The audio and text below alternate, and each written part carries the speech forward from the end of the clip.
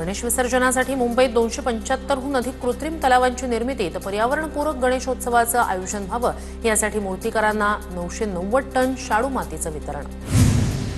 लालबागचा राजा मंडळाचं यावर्षी सुरक्षेच्या दृष्टीने महत्त्वाचं पाऊल। मंडळाकडून यावर्षी 250हून अधिक सीसीटीव्ही कॅमेरे कार्यान्वित, त्याशिवाय अत्याधुनिक एआय तंत्रज्ञानाचाही वापर। सुप्रीम कोर्टात आज वनतारामधील हत्तींसंदर्भात सुनावणी। वनतारातील कथित बेकायदेशीर कामांची चौकशी आणि बंदिस्त असलेल्या सर्व हत्तींना त्यांच्या मालकांना परत देण्यासाठी देखरेख समिती स्थापन करण्यासाठी याचिका।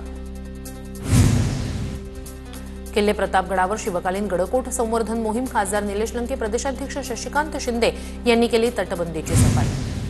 कोल्हापूर जिल्ह्यातील भुदरगड तालुक्यातील पांगिरे गावच्या सुपुत्राला कोरिया डॉक्टरेट। बालाजी साळोखे यांनी कोरियामधील जॉन बुक राष्ट्रीय विद्यापीठात सादर केलेल्या हायड्रोजन निर्मितीवरील पीएचडी संशोधनाचा उत्कृष्ट प्रबंध म्हणून गौरव। मुंबईला पाणी पुरवठा करणाऱ्या 7ही तलावांमध्ये तब्बल 95.74% पाणीसाठा। मुंबईकरांची पाणी चिंता मिटली। नंदुरबार जिल्ह्यात दमदार पावसाची प्रतीक्षा कायम। जिल्ह्यातील सर्व धरणं मिळून 70% पाणीसाठा शिल्लक।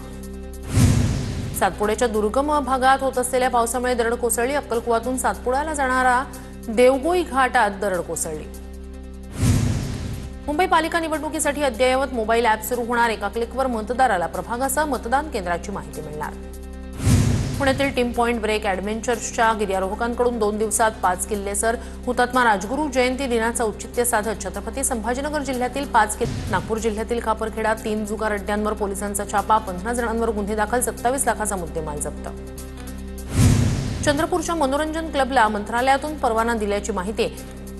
पोडस मनोरंजन क्लबच्या नावानं चालतात जुगार अड्डे। क्लबला परवानगी कुणी दिली याची चौकशी होण्याची शक्यता। टीव्ही9च्या बातमीनंतर पोलिसांनी केली होती कारवाई।